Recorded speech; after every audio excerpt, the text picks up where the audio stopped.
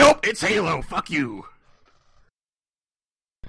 Alright, welcome back, everyone. From the last episode, we went through the hardware that was shown at E3, and this episode we're going to be focusing much more on the software side of things, the game side. Joining me again is Josh of Missouri. The whole thing. Hello, everybody. And Donovan of No Clip Gaming. Mm-hmm. And I am Jay Dubious of Dubious Gaming. Alright, so let's just kick it off. What was everybody's favorite game shown so far at E3?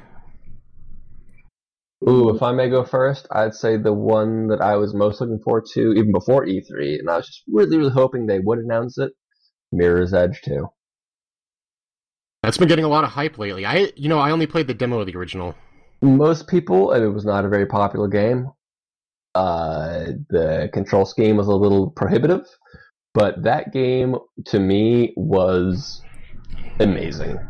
It was so fun to play. The story was terrible. But the gameplay itself just spoke for it. It was just amazing. So the fact that they finally... Because Mirror's Edge has been going through a ridiculous amount of legal troubles because of one guy who patented the name or copyrighted the name Edge and just sues anybody who tries to use it. What? Oh yeah, this dude makes a living by doing basically cancerous litigation against companies that try to use the word Edge in a game. It is absolutely ridiculous. Look it up on YouTube. I wish I could remember the guy's name, but I don't. What a fucking waste of money. What an asshole. That guy should be hung. They eventually beat him down, and basically Mirror's Edge 2 is a go now. And I have been looking forward to it so much because that first game, it didn't get good reviews. Nobody really paid attention to it, but damn, that game was just fun. See, I'm in the camp of I wasn't the biggest Mirror's Edge fan. And for me, the main thing is I just think parkour mechanics are so clunky in first person. Like it's not one game that I think did them well. No, I agree. It's the best example of it. But for me, I still don't think it's necessarily good. Like, I can admit that game, technically speaking, is really it's the best in its genre, handedly.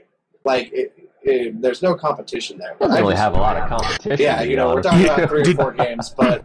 Did you guys ever play Stranglehold? That kind of had parkour mechanics slightly, and that was really easy to control. It was nice.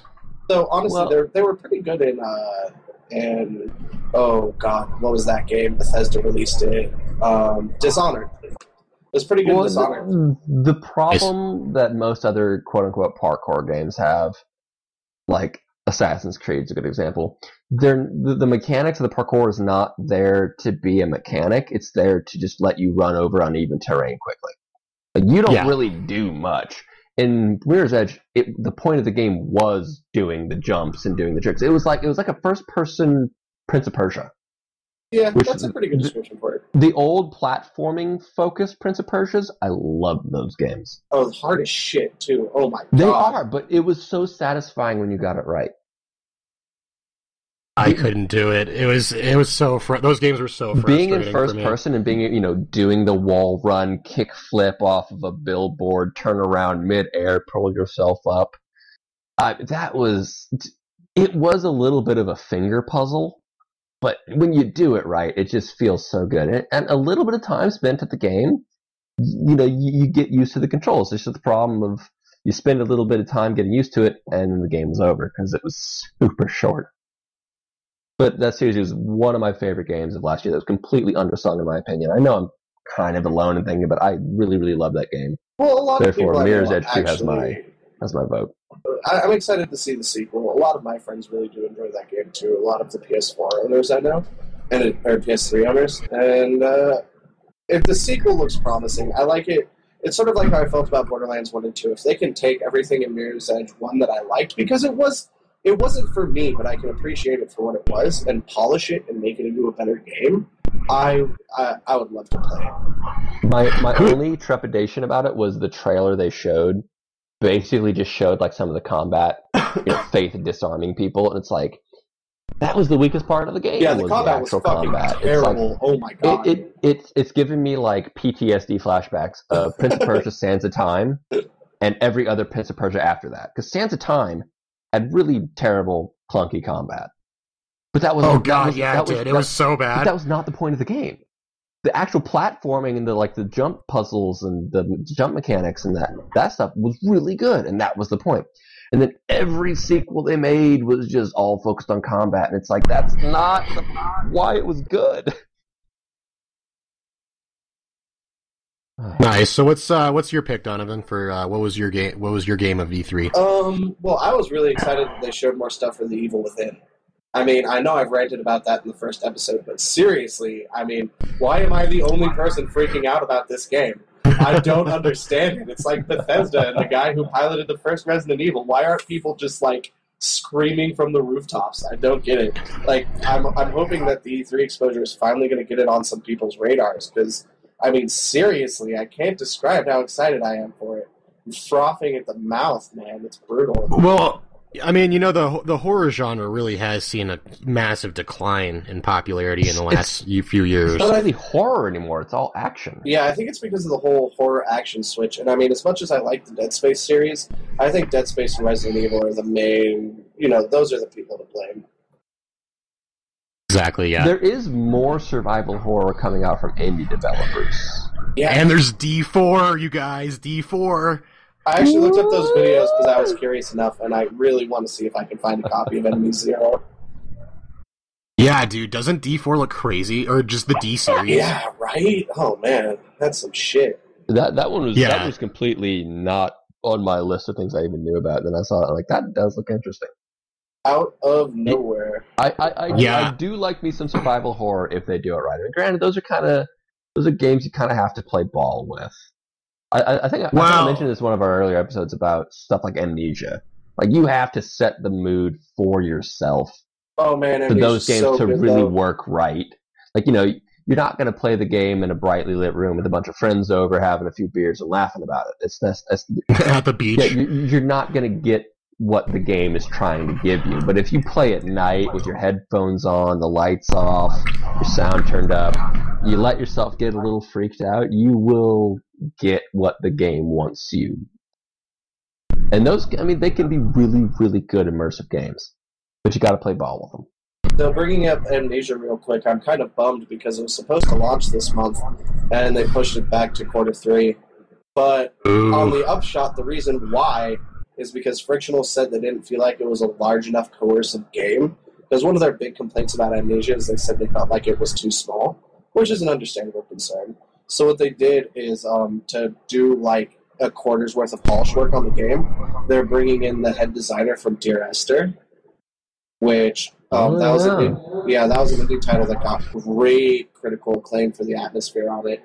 So it sucks that it's another quarter, but I can't wait for the next Amnesia. It's going to be great. It's hard to bash on a developer for delaying a game when they just say, look, we just want to get it right. Exactly, especially when they say, like, literally, we didn't feel it was good enough, and this is who we're bringing in to make it better. You know what I mean? Like, that's pretty cool. I'm down. Take whatever time you need to put out a game that you think is good. That doesn't suck, man. Yeah, if it's a good game, we'll wait. We'll be disappointed, but we'll wait. But what about you, Jay? What are you super stoked for? It sounds kind of lame, but honestly, Forza Motorsport 5 blew me away. I don't know if that necessarily sounds lame. Yeah, Forza's awesome. Forza's always been a really strong series. Yeah, there's just not many racing game, like hardcore simulation racing game fans that I talk to anymore. You know what I mean? It is a little hardcore is a good word for it. it's niche. It's definitely niche, yeah. But I hopped on I used to be a huge Gran Turismo fan, but then I played my cousin, he bought a Xbox, and it came with like Forza 3 and Halo ODST, and I remember that. He was like, he said he's never going to play them, so he just gave them to me. So I was like, okay, cool. It was a racing game, so he knew I would like it. So I checked out Forza 3, and I was just like blown away when I first checked out the Forza series. It's so good. It's just so good. The thing, because with Gran Turismo, they always have way too many cars from Japan and not enough representation from other companies. I mean, I played Gran Turismo up until Gran Turismo 4. There wasn't a single Ferrari in it.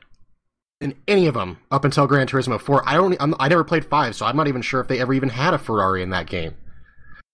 Which is you kind of want a Ferrari in your game, you know what I mean? Cars were invented in Germany. So having European cars in a racing game, it seems like exactly. And Forza, I think they said for Forza 5 they're going to have like 500 cars in it. They're going to have pretty much every car ever in it, which is awesome. And I love being able to drive and like usually in most of the Forza games, except for Horizon, which I was pretty disappointed about, they have the Mark IV GTI, which is the car I drive, and I love being able to just zip around a track in my own car.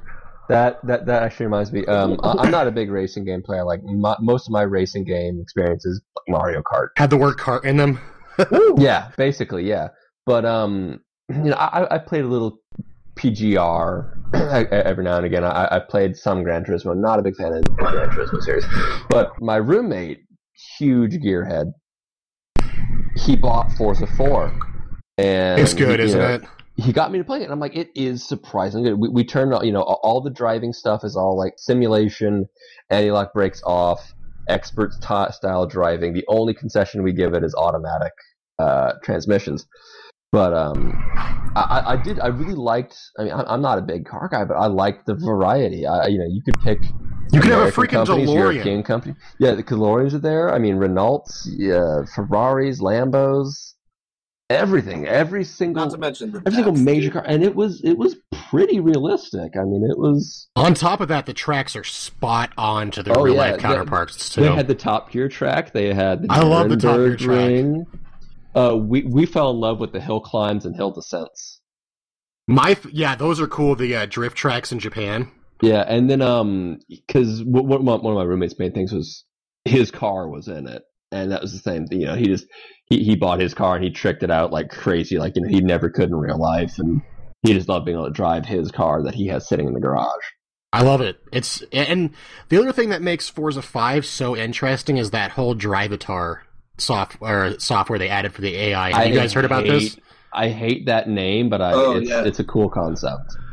Such a terrible name, though. I don't know. I have mixed feelings about it. I mean, it's kind of like, we made a feature so that your game can play itself. Like, that's cool, but I want to play it. I think it's mostly that your friends can play against a doppelganger of you if you're not available. I think it's cool. I'm just saying... I just think it's the fact that you earn credits when you're offline is a little bit funny, but like the fact that you're able to race against your friends' like racing styles, that is neat. And it's like a natural progression from the ghost mechanic from a lot of car games. Exactly, yeah. It is the absolute complete evolution of what the ghost mechanic has become. It has become its own learning AI system. It's always been fantastic. God, oh man, and the graphics on it, like the way that the light reflects. Oh yeah. Oh my god, dude. Gorgeous. It's funny when they showed it off. I was looking at the trees when they first showed off because like most car games, they'll do the cars really, really well, and the track is really nicely textured and beautiful. But like you look, 10 feet off to the left or to the right, and you see these like just blocky ass horrible trees. Especially with the old Gran Turismo. Oh yeah. And I was like, you know what? I want to see what they do with those, and that game looks good, dude. Holy shit! Is that foliage? Wait, is every individual leaf swaying in the breeze, dude? And the draw distance, but almost. The draw distance on that game is insane. They have somewhere it's like you're driving near a cliff, and you can see like 3/4 mile ahead of you. Off in the distance of just like it has nothing to do with the track, it's just scenery, and it's just fucking awesome. It's I mean that is part of driving in those locales. Half of it is being able to just take in the scenery. And Forza Horizon was pretty good with that, and I'm hoping, I don't know, man, if they come out with a Forza Horizon for Xbox One, I gotta buy that. That's just it's over. It's over. They got my money. I just like Forza because, like I said, I usually don't like the realistic racers, but Forza's, it does it really well because it makes sense. And if you set it to easy, it pretty much like you can play it like a kart racing game. If you want. Yeah, you basically can. But what's fun is when you turn it off. When basically, even me who doesn't play a lot of it, like I'll play a friend who doesn't play a lot of racing games. We'll crank everything to like the hardest possible setting, and it's just you're sliding all over the place. You can barely control your car. You tap your brakes, they lock up, and you're just careening into a guardrail. But that's part of what makes it fun, though, is because you're both doing that. Yeah, it's going to be. I don't know. The Forza 5 is definitely a very, very mean way of Microsoft taking my money because I just want it so bad.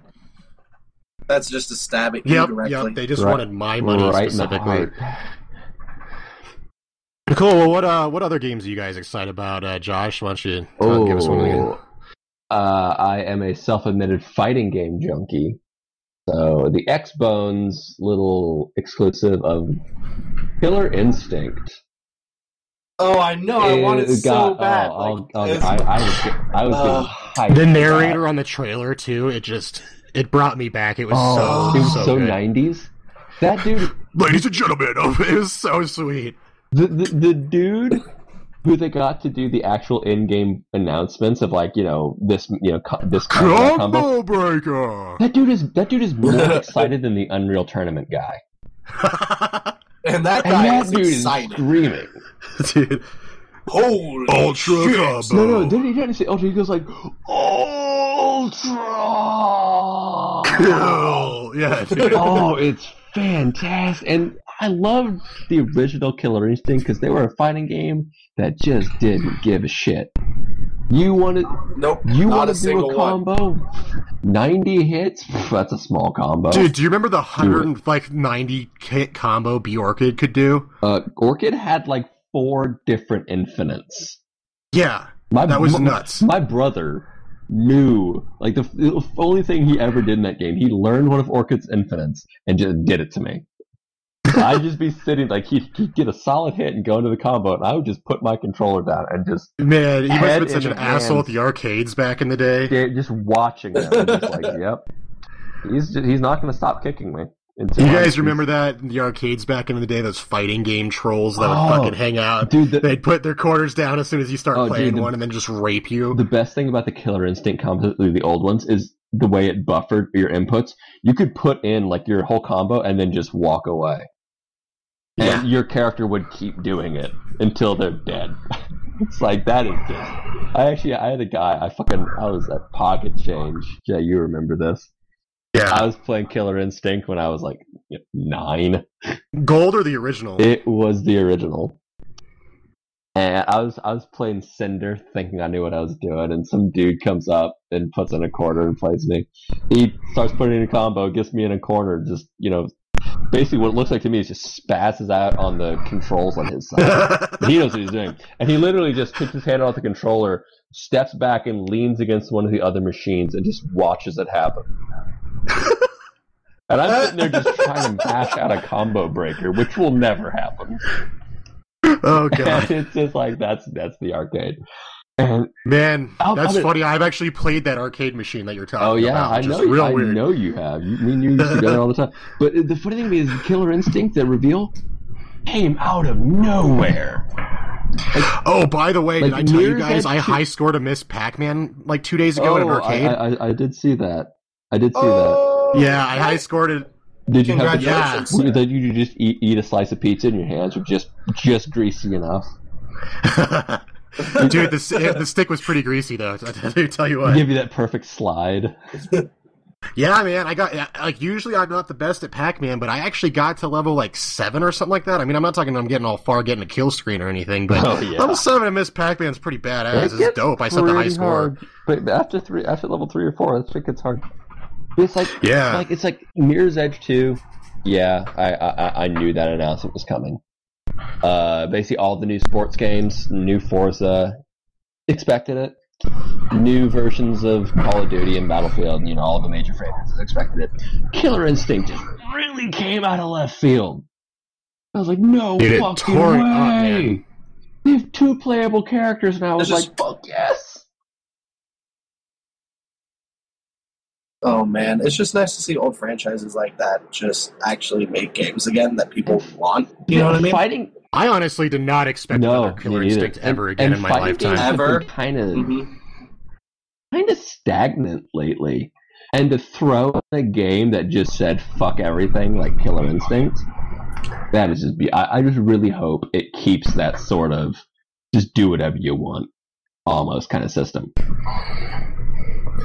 From what I've heard from people who've played it on the E3 showroom floor and like the stuff I've seen online, they said it is a bit more like it is a lot easier than the old one. Not, I mean, you can still do some ridiculous shit, but they did say it was. I finished it like you have basically your combos into doubles. You have like what they call auto doubles. Basically, you do 2 hits, and that's where you can combo break from. And combo breaks are easy now. It's not like some weird, arcane input. It's basically light punch, light kick at the same time, or basically one punch and another punch, or one punch and a kick at the same time, at the same strength. But you have to look at what double they're doing to break it. So it's a little streamlined, but you still have to pay attention. But if you flub the breaker, your character will show that you flubbed the breaker, and you will not only not be able to do another breaker for like a few seconds, but I think you actually take a small increased amount of damage. So you can still do the system. Ridiculous combos, and then you can combo into super, and they have what's called instinct mode, which you can like cancel supers with, and then go back into another super and keep comboing. Like you do extra shit. I mean, it's still pretty early build. Like I said, the one that they just showed off that people were playing, today, has 2 playable characters, Jago and Saberwolf, and they've announced that there is going to be Glacius, Spinal, Cinder, Fulgor. Yes, Cinder. That's the one I wanted. Dude, Spinal. Glacius, Cinder, Spinal, and Fulgor have been basically confirmed. And yeah, I was going to say they had to have Fulgor. I mean, basically, actually, the game is going to be free to play in a way as well. You can basically the demo. You download the demo and you get Jago. But you can play online. You can play with people who own the full game. Unfortunately, you can only play with then you can either buy a specific character and just like if you're a dedicated like Spinal's my dude, I don't care about playing anybody but Spinal. You can just buy Spinal and then play the game online. Or I like that. Or you can buy the game, basically cool. A full digital copy for normal game price and get every single character unlocked. Or they're going to make so much money doing that. So if you only want maybe 2 or 3 characters, it'll be cheaper than buying the whole game. If you want like half the cast or more, you can just buy the whole game and get everybody.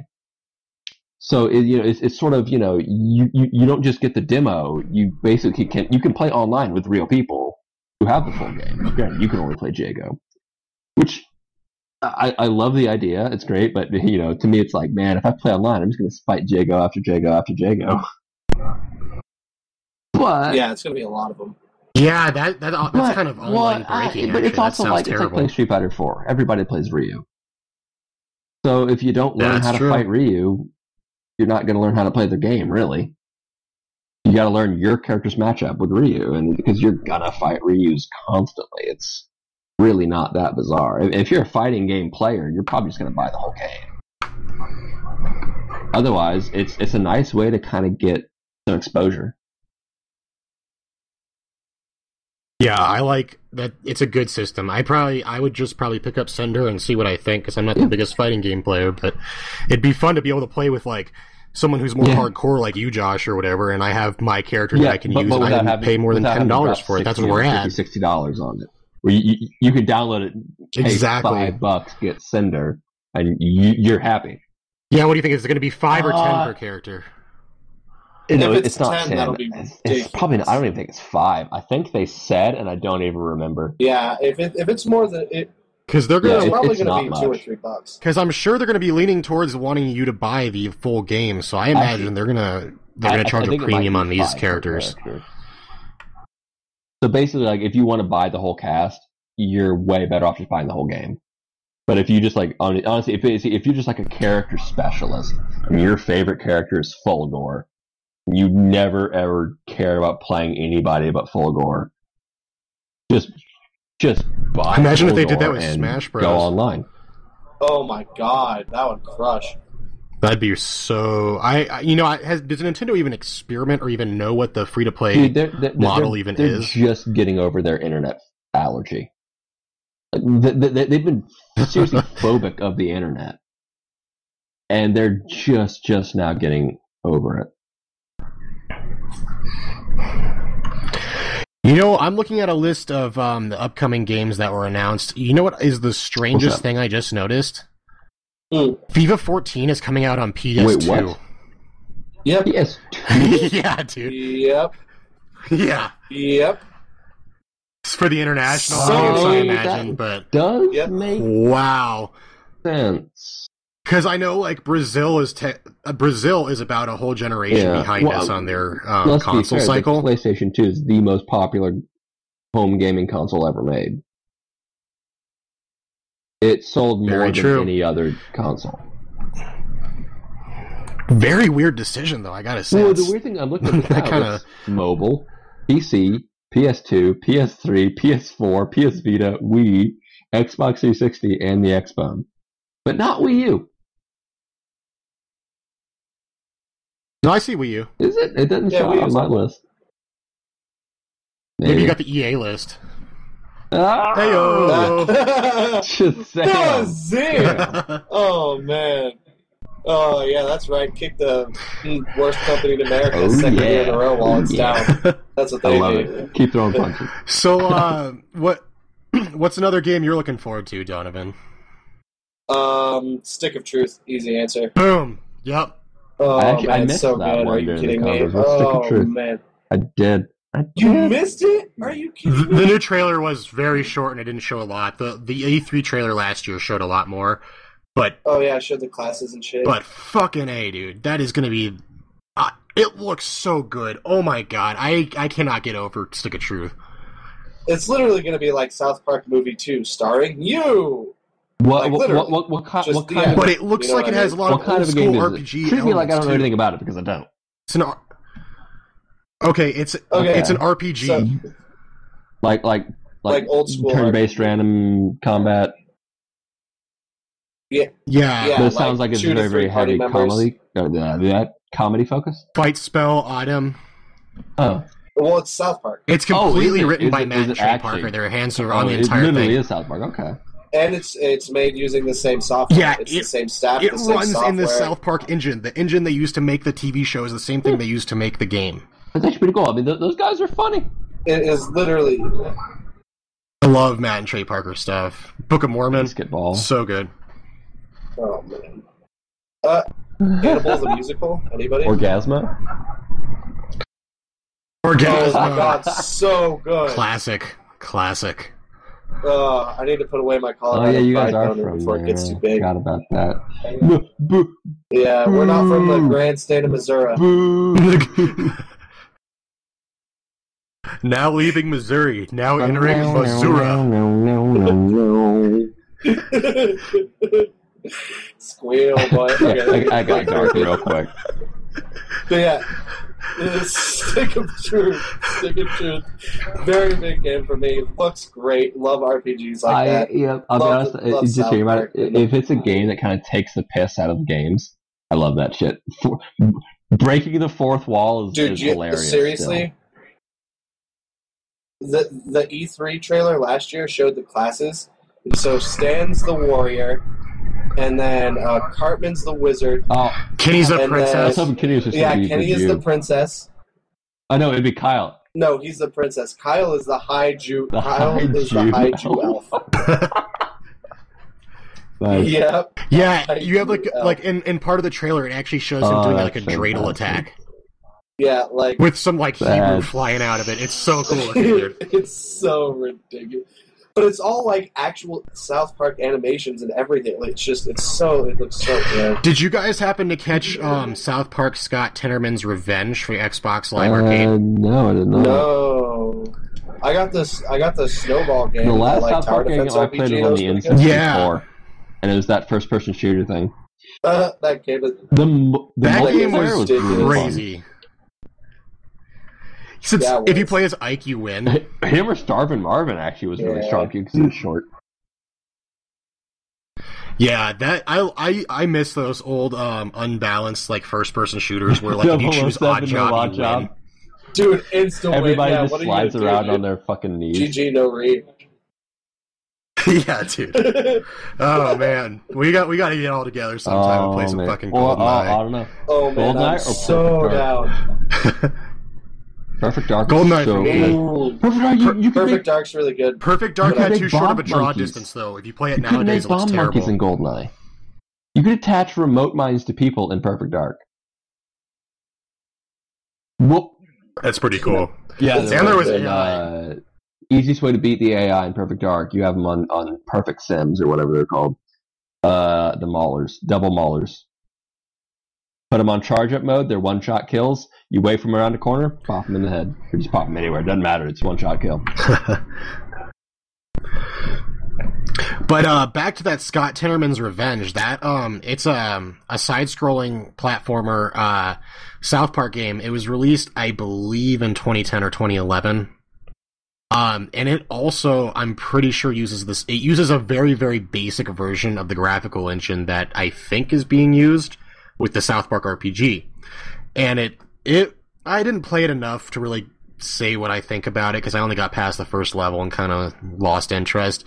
But if you play it on multiplayer, it's really cool. Yeah, I don't know, I'd recommend it. It definitely shows how good South Park graphics can look on the current gen systems. Did you play the South Park Tower Defense game? I can't remember what it's called now for the life of me. Go Tower Defense or something like that. There's Go-Go a crazy Tower Japanese Defense name. Yeah, did you ever actually play it? I didn't. I do love me some Tower Defense, though. Well, it was really weird because I think it was the show engine too, thinking about it, because it's exactly what it looks like.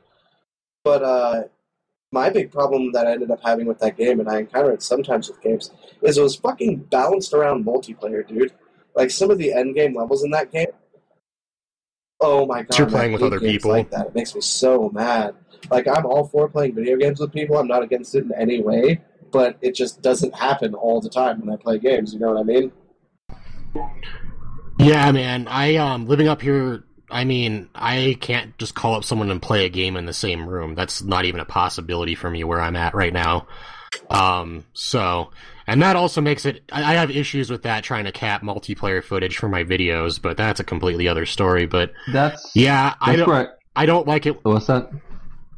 I was just gonna say I don't like it when single player games force you to play multiplayer. It's not I for agree. me. I'm pretty lucky in the fact that my roommate pretty much has the same taste in games that I do, and we'll just buy games based on their multiplayer.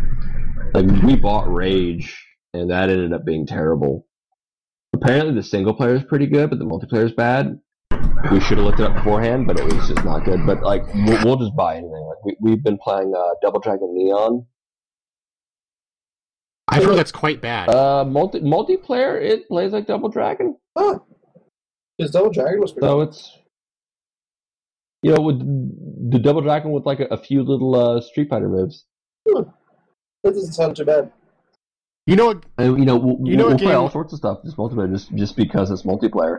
And really, if your game has local multiplayer and you have a friend to play it with, it's amazing what shitty design decisions you will forgive just because it's multiplayer. That's fair.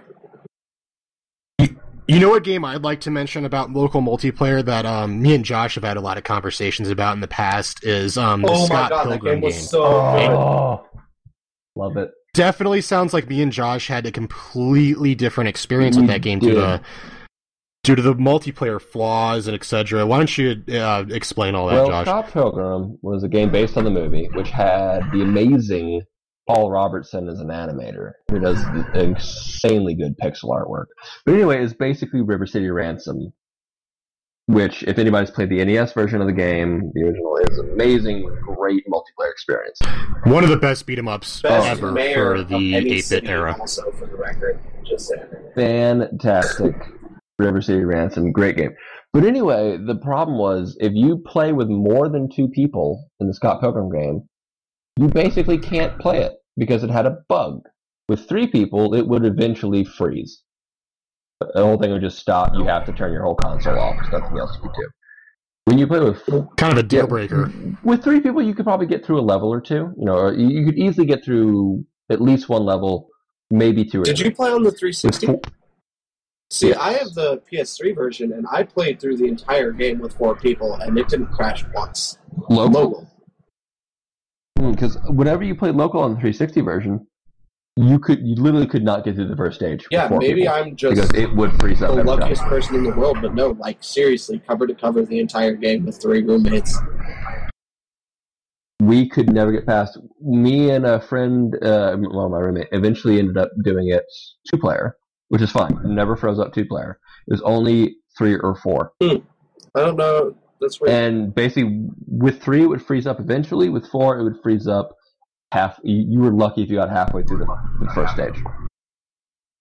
Which really didn't piss me off because, god damn, I love me some River City Ransom style. Dude, that game is so good, too. It's so good. And it's weird because I played the entire game completely solo and loved every minute of it. So it sounds like literally the same game, 3 completely different experiences. It would be amazing with more people because you could pick up. I mean, you said you play with all your roommates. And, how often did the game just kind of turn into you guys brawled each other by picking up stuff and throwing it? Oh my god, but how many 4-player games does that always break down into? Because one person accidentally threw a baseball and beamed one of you in the head. Oh no, I think I just play with monsters. I think I just play with fucking sociopaths. You should have seen it. You should have seen it when we played through New Super Mario Brothers. New Super Mario Bros. The new when it came out on the Wii, like me and 3 of my roommates. A friend of mine hated that game when he first heard about it, and I sold it on him by saying one simple thing: like, you realize you're looking at this game the wrong way. It's not just a 4-player Mario game; it's a griefing engine. Dude, it is. That's all. With a Mario game wrapped around it. Like, that's not even a joke. we literally got 100. We got every single star. We got 100 lives on every character, and I don't know. 4/5 of the time spent doing it was just us just throwing each other into fucking pits. Just, nice jump, dude. I hope you don't mind me stepping on you. Suck my balls, like. Oh, hey, here, I'm gonna help you. Turtle shell in the face. Yeah, just like, why didn't you jump? You suck. Go back to China. Like, it was so brutal, dude. It was so bad. Oh, that's every multiplayer game. That's the best part in the Scott Pilgrim game. Yeah. Yeah. So I mean, a friend of mine would get knocked down, and I could pick up his body. And, like, instead of using him to beat the enemy, which you could, I just run over to a pit and throw him into it. See, I always like juggling my friends. Like if you're gonna grief somebody, dude, grief them to death. Like, I would just pick up a bat and just jungle them in the corner. Because that was none of my friends ever wanted to play with friendly fire on, so you could only throw objects. Oh man, that's hilarious, dude! I love playing. They never ever wanted to play. I always wanted to play with friendly fire on. We did it once. And yeah, I got one in a corner juggle for about 10 minutes before he just reached over and hit the power button. Yeah, see, that was one of my big problems with Scott Pilgrim is that it was so easy to abuse the mechanics. It was very abusable. But I loved that game. I thought it was so good. But the great part is if you're playing local multi, you can just reach over and punch your friend in the arm. Exactly. Just, what's up, dude? You dropped your sticks, pussy. Oh yeah, you just knock the controller out of your hand. Be like, you can't juggle me now, can you? What are you gonna do? What are you gonna do? It just it harkens back to a previous era. Speaking of a previous era, I want to bring up another game that I thought was awesome. Oh yeah, what's your second favorite? The DuckTales remake. Oh my god, I know. DuckTales. Oh, it's gonna be so good. Yeah, and the little things they added in. I've seen some gameplay footage of it side by side with the original, and oh my god, it just looks so good. I can't wait for August to go get that game. Back in the day when that came out on the NES, that was one of the great platformers of the console. It's really, I own it. It's awesome. The soundtrack too. Yeah, one of the most legendary songs ever written. The rest of the game had really good music too. It's not just the memory stage. Yeah, and have you heard any of the new soundtrack for it? It's all high fidelity remixed versions of the original. They basically have a whole orchestra to redo the music. It's really good. Yeah. There's nothing wrong with that game. That's for sure. I mean, granted, I kind of felt the same way when they redid the Monkey Island games. I never played those. I played the originals, but not the new ones. I'm the remakes are really Monkey good. Island fan. I'm a huge fan of that series. Dude, you don't understand. I am the biggest Tim Schafer fanboy you will ever fucking meet. It's bad. I still have a pristine in-case copy of Grim Fandango that I keep by my bed. So good. I know, it's amazing. Nobody gets it. Grim Fandango is like the second coming of point-and-click adventure game Christ. If anybody ever tries to argue games are art, if they don't point at Grim Fandango, they're doing it wrong. That game Dude, is that's a great, glorious. that's a great example. That is but one of the best point-and-click adventure games ever made. I Sam & Max, Monkey Island, love Day the of the Monkey Tentacle, Island remakes. Grim Fandango is one of the greats. It easily. Speaking of arts as games, kind of a heartbreak for E3. I don't know if you guys heard this, but they officially announced that The Last Guardian was it? I missed hold. that. That looked so good. Yeah, it's sort of stuck into...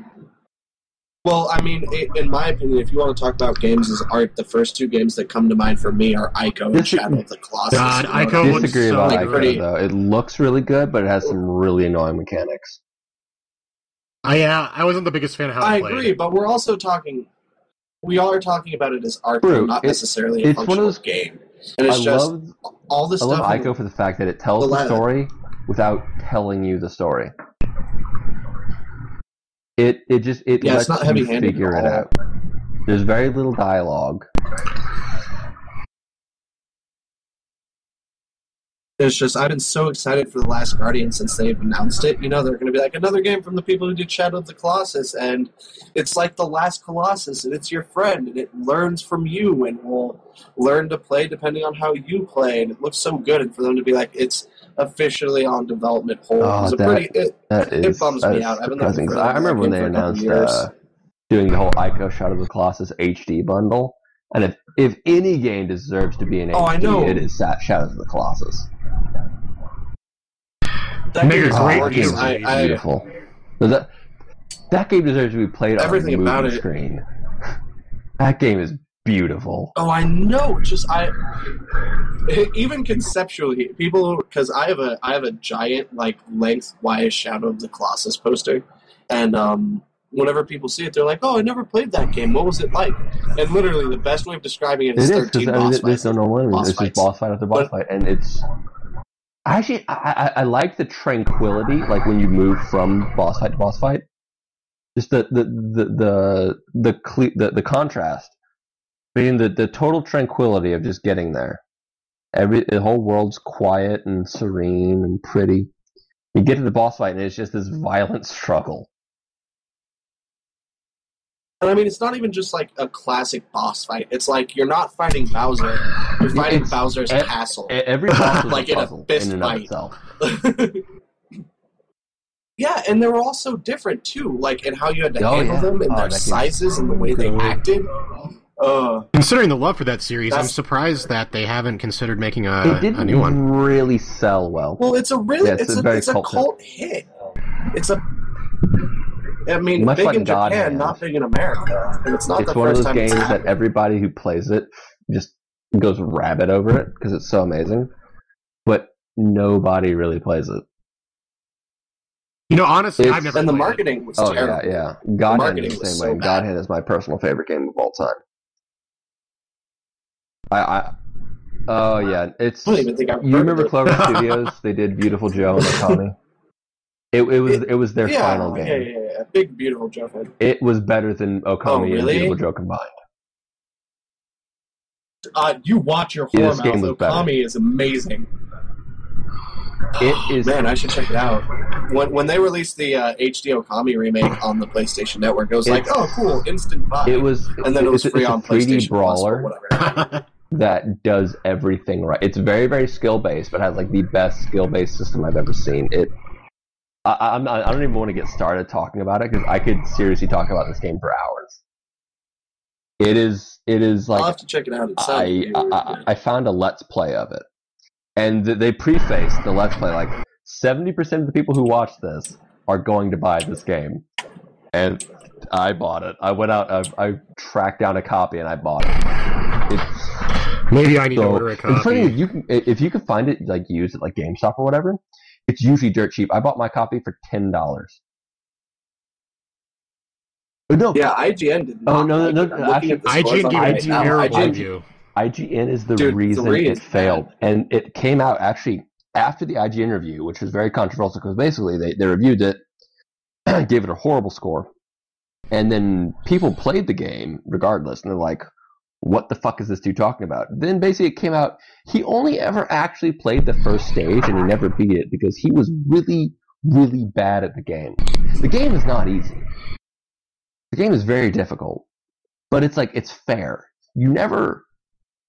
I played through the game 3 times. I played it normal, hard mode, and then I did a kick me sign run, which is a special hard version.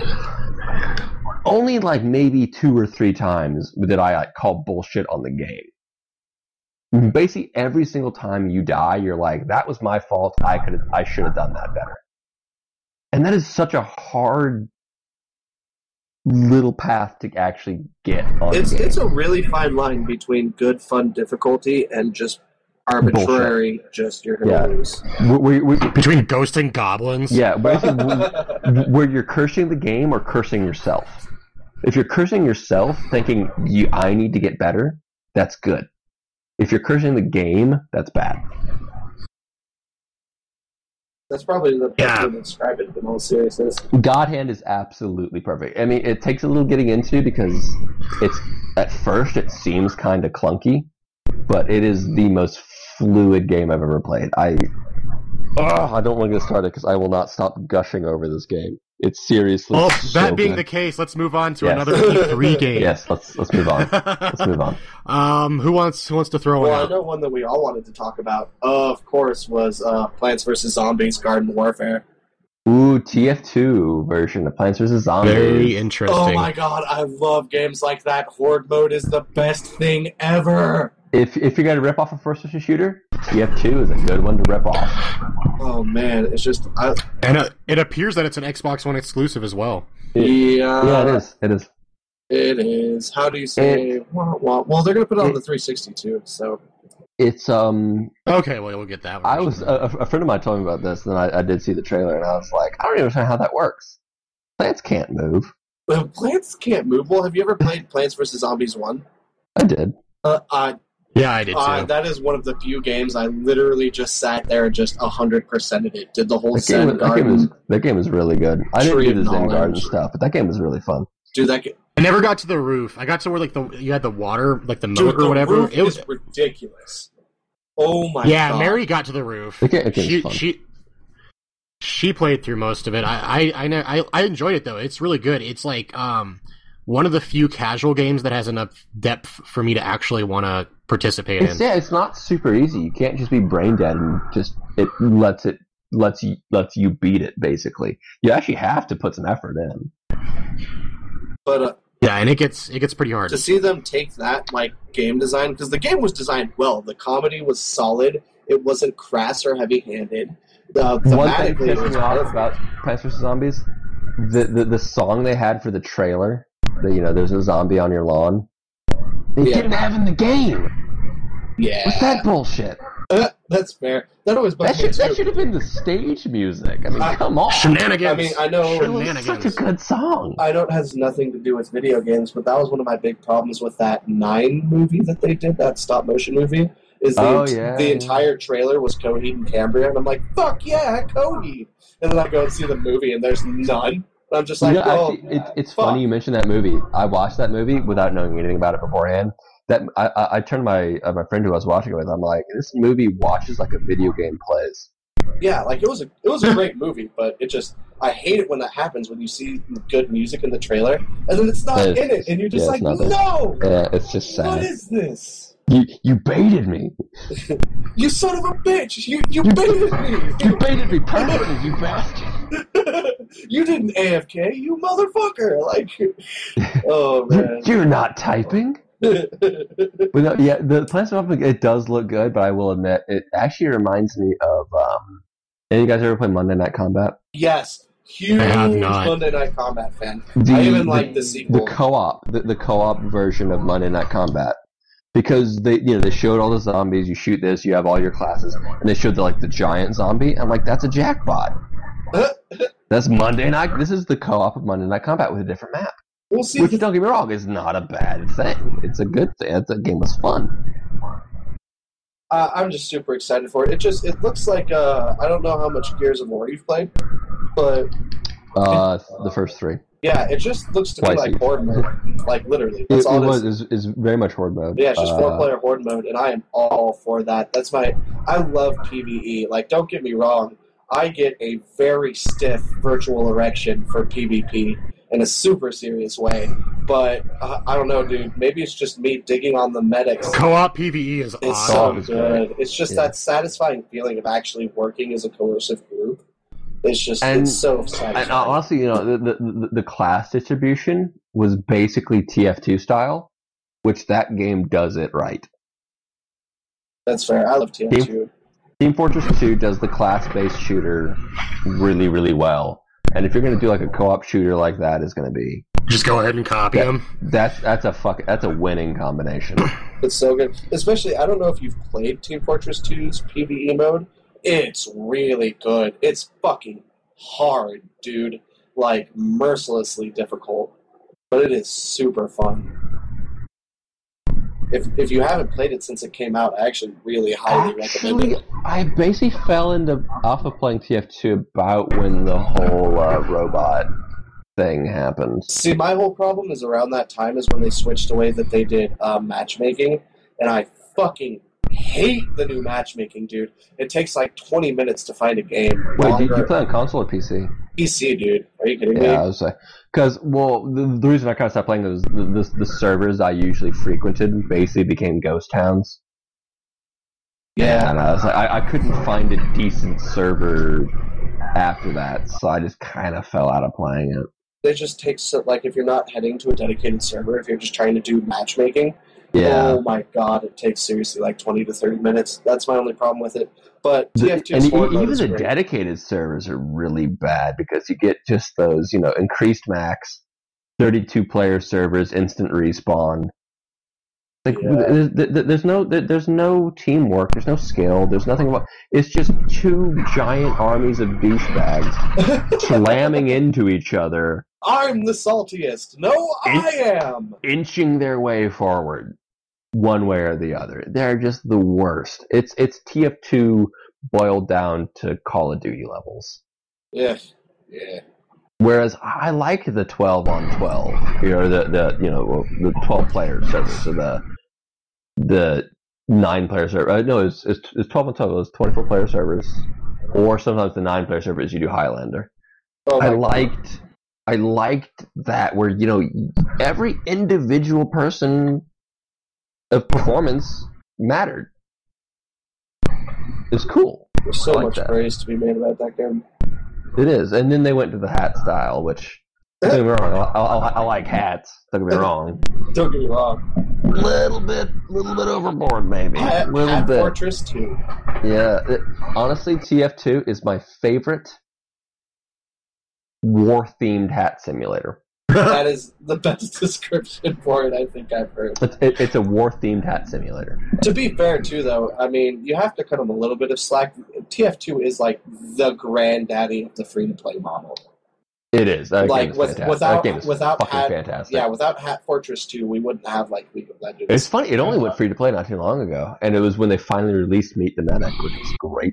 Yeah, which was that was the cherry on top of that little sundae. No, I think the best ever was Meet the Pyro came out on my birthday last year, and that was the best birthday present I ever got. Pyros are lame. Oh, get over it, I like the dude. pyros. Dude, I've got a pyro. I went to Denver Comic Con. And on my desk now, I was able to pick up a bunch of actual Valve swag. So I have, I have a red demo and a blue pyro drinking together on my desk. Nice. I love in the Valve offices they have an actual working level 1 Sentry. I know, right? Oh, it's so funny. I actually watched them. Making of that Sentry. I mean, the thing is huge. They had to deliver it by dolly because you couldn't pick it up. I mean, it's actual molded steel. I picture Valve headquarters, and it's a lot like Willy Wonka in the Chocolate Factory. It's just like pretty much is. Gabe Newell sitting in like a lazy boy boat. Come with me on my magic journey. No, it wouldn't be a boat. For him, it'd be like, he would need an entire yacht just for himself. Where are we going? Like, little kids are screaming images of Half-Life 3 and just flashing on the walls. Like, oh, no. The cake is a lie. The cake is a lie. I'm pretty sure if you mention Half-Life 3 in the walls of Valve, a hidden, like, sniper just shoots you. See, now I saw a lot Pretty of sure that's leaked, not allowed. I saw a lot of Half-Life leaked 3. photos from E3, and I'm not sure if it was photoshopped or not, but I definitely saw a picture that showed a Half-Life 3 banner. Yeah, I also remember seeing a lot of leaked photos of Duke Nukem Yeah. forever. Yep, that is also true. 10 years ago. Yeah, and then I saw him again 5 years ago. And then I saw him again 3 years ago. And then the game came out. It was horrible. Oh, God, it was so bad. What a turd.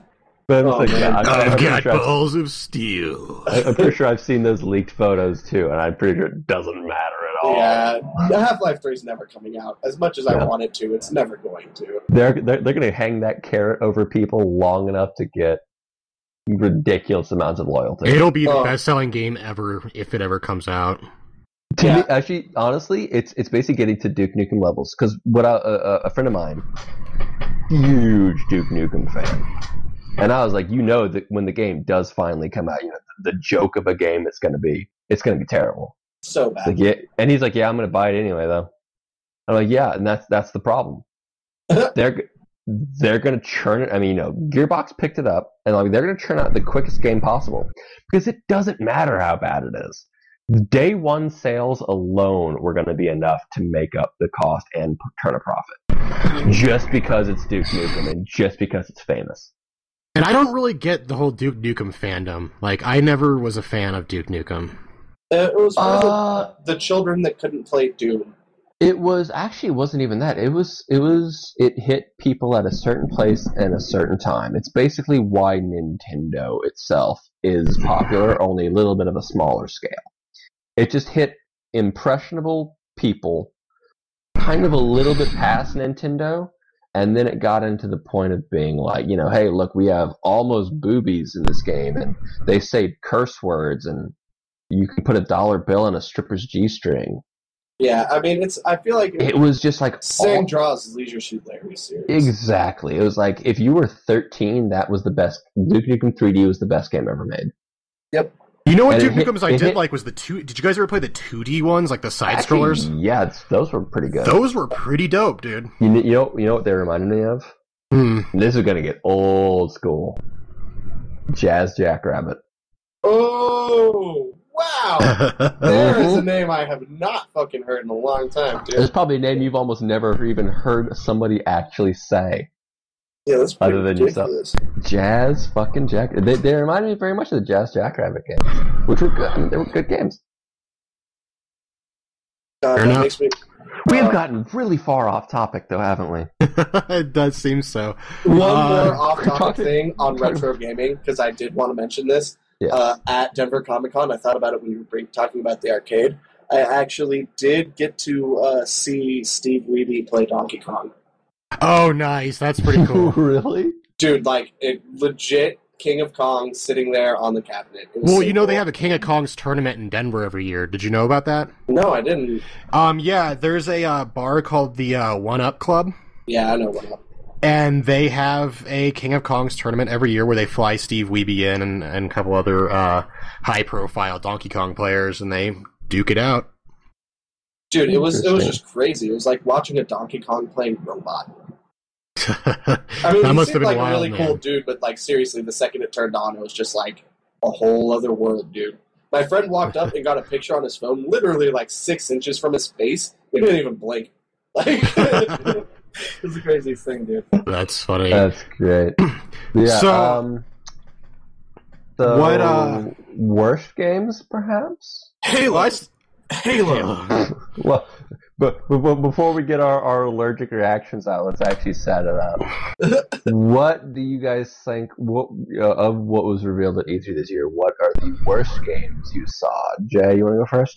Absolutely, Rise was the worst thing I saw. Damn, you took the words right out of my mouth. Dude, it looked like a fucking FMV game, which is dead. Those games are dead for a good fucking reason. They are not fun. You know what I want to do in the middle of my gameplay experience? Is play a QuickTime event. Yup. Every 10 seconds. Dude, yeah, it's like walk 5 inches, QuickTime event, walk 5 inches, QuickTime event, QuickTime event, QuickTime event, QuickTime event, QuickTime event. Fucking A, it looks so fucking bad. To be fair to the game, it did start as a Kinect game for the 360.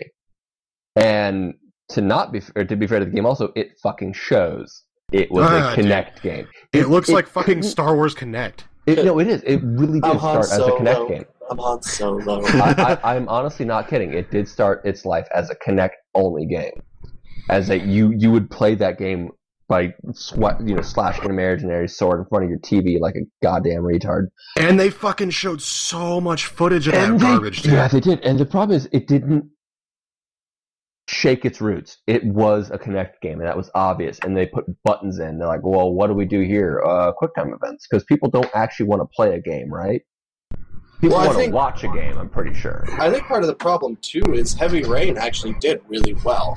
Like, but Heavy Rain had a story. I know. I'm not saying Heavy Rain sucked. I fucking love that game. My top 5 favorite gaming moments of all time, the sawing your finger off, is pretty high up on that list. But, I mean, that pretty much proved to developers and on accident that they could make, piece of shit QuickTime events and people would still buy into it.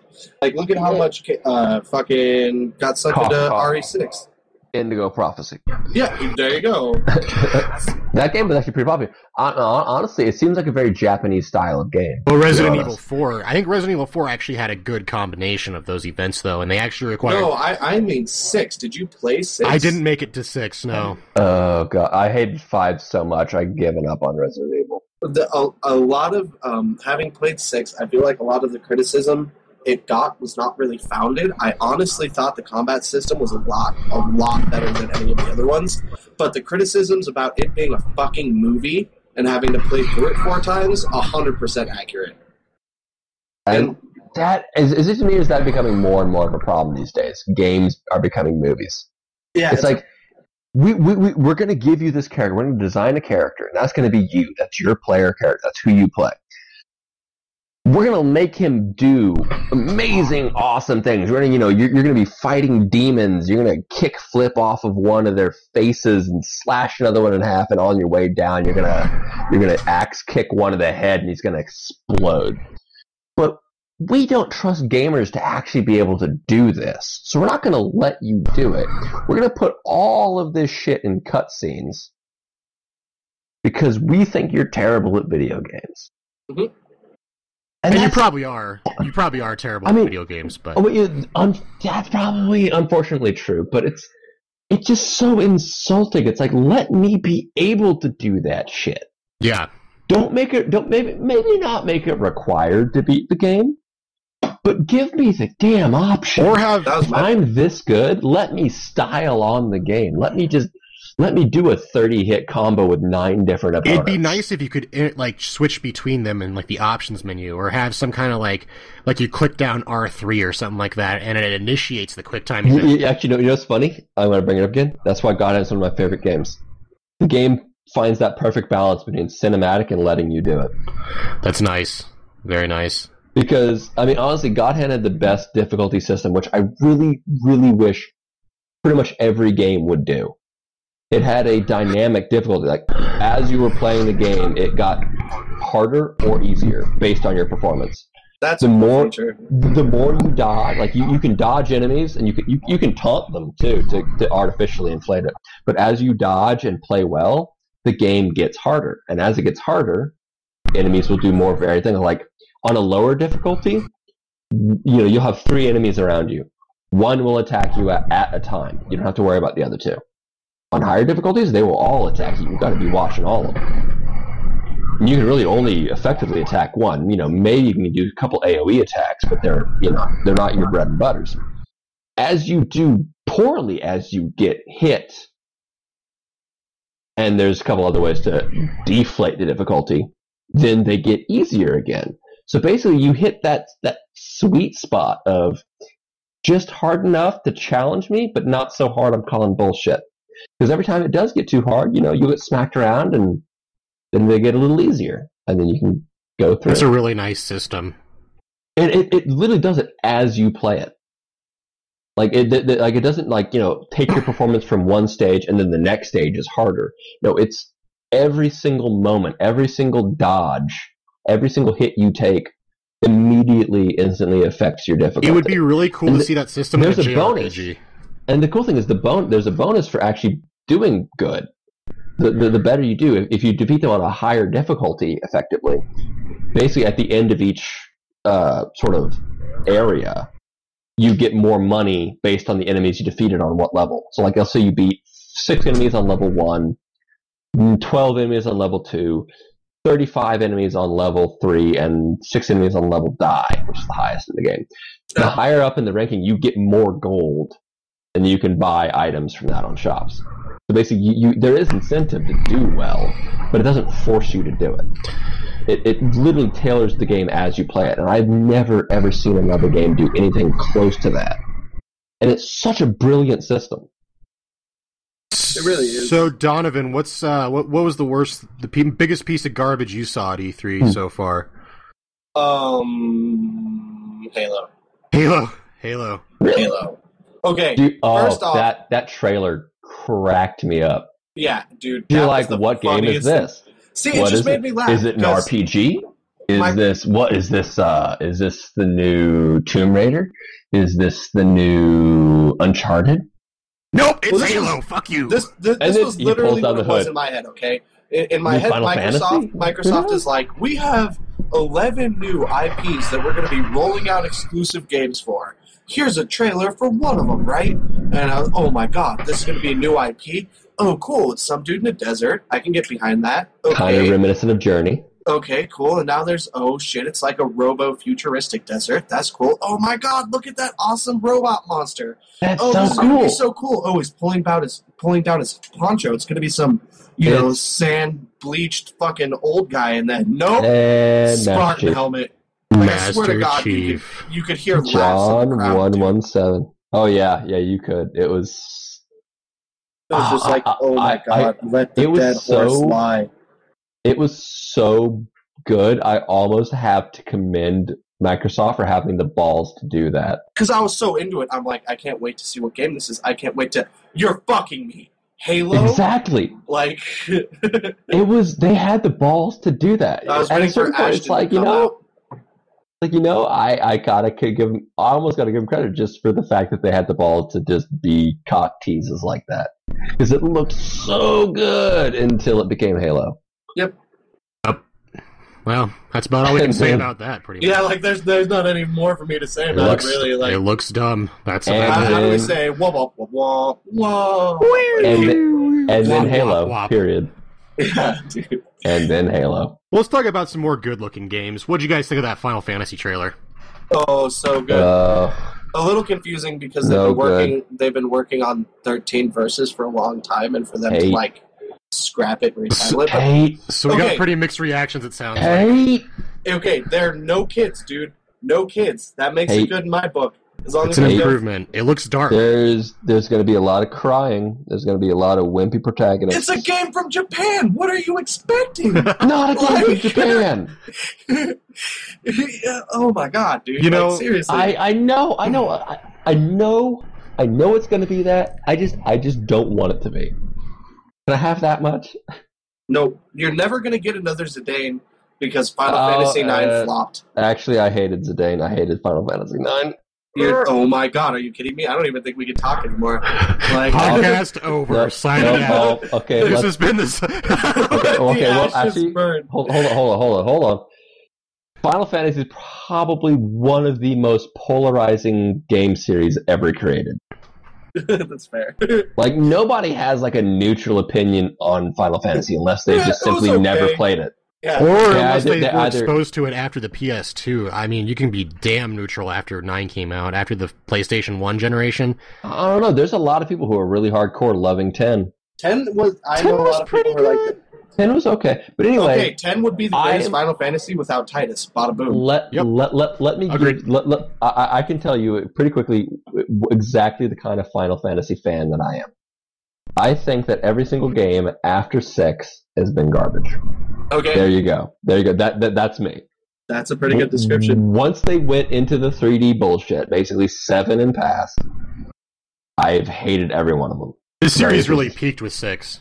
10 was unoffensive. See, 10, like, literally, 10 would be one of my favorite Final Fantasies if it wasn't for Zidane. And even then, or not Zidane, fucking Titus. Even then, Titus wouldn't bother me so much if it wasn't for the laughing scene. I don't. Dude, that fucking laugh, No. I hear it in my nightmares. That doesn't even bother me because every single character in 10 was terrible. Walker was pretty bad. Name pretty a bad. single good character in 10. Aron. He was the stereotypical mysterious badass with an unknown past. And Okay, that's what I does want. that make him not That's what a I want mysterious from Final badass, Fantasy. though? He is exactly Shadow from Final Fantasy VI. Okay, but does that make him bad? Why can't Yes, it just make him because he another doesn't- good version? Because he doesn't have a character. Oh my god, judging by that standard, no fucking RPG does!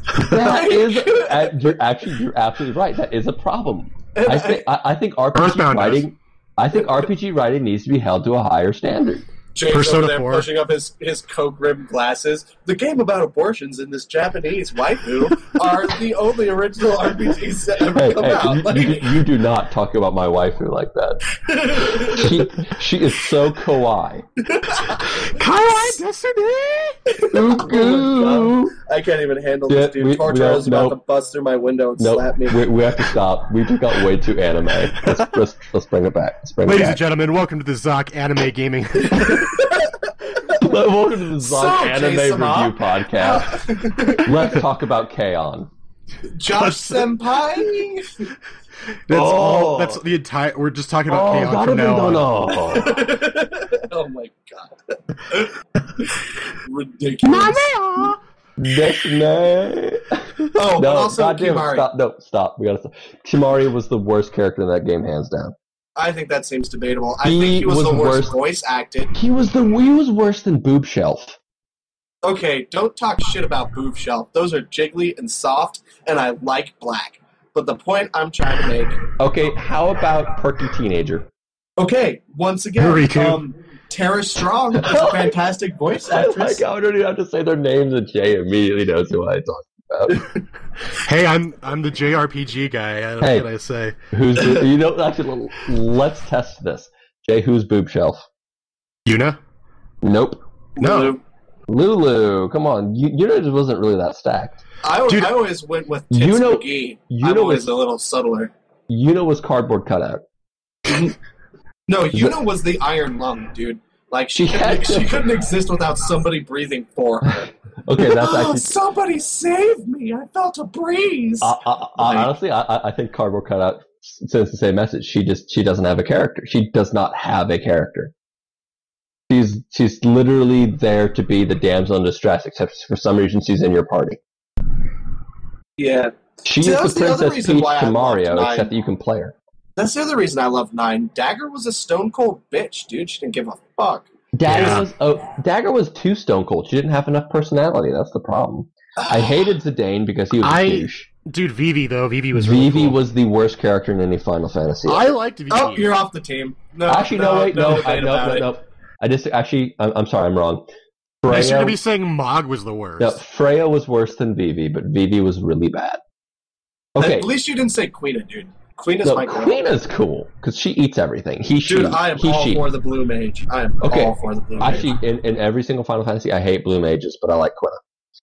But okay, here's my example of I give this to everybody who says the Vivi's cool. Whenever you are playing Final Fantasy IX, and you get to the part where you fight the 3 big black mages, did you ever stop and think, why don't I have one of them in my party instead of Vivi? Yeah, I thought that until I felt my prehensile monkey tail gently nuzzle my taint.